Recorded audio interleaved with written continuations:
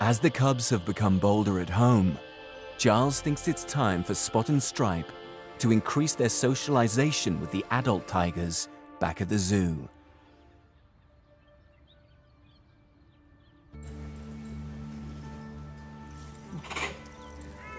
At the main tiger compound, Giles and his team are full-time carers for 10 adult tigers, and Spot and Stripe have been gradually exposed to them.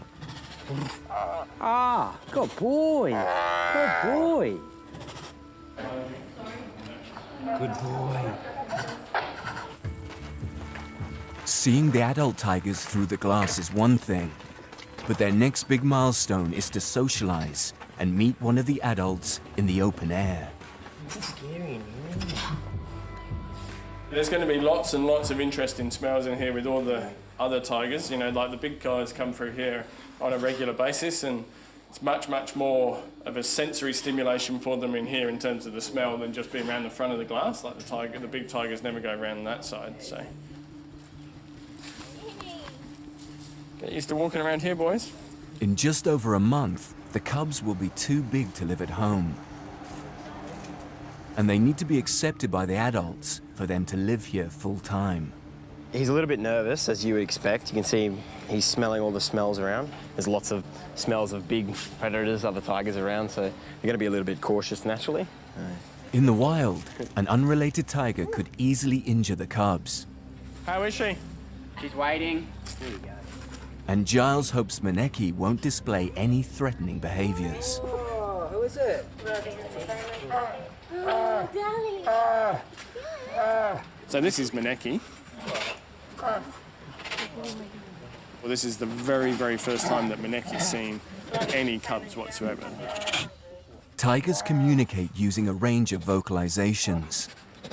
And the most common non-threatening sound they make is called a chuff.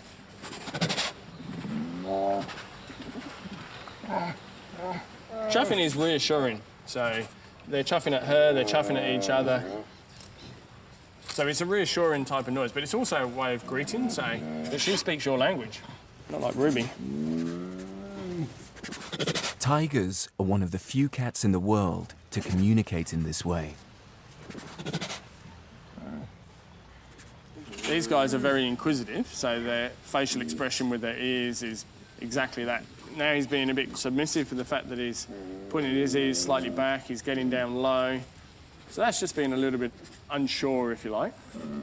Whereas Maneki, you can see how relaxed she is. She's sat there, she's fairly happy. So Stripe is getting a little bit close. He's being cautious in the way in which he approaches. Good boy. You're brave. Yeah. Look at his face. He's very, very cautious. Like, he wants to go up a bit closer, but he's also a little nervous. But that's to be expected. Like, look at the size of her in comparison to him. So, and she's reacting a little. She doesn't want to be surprised.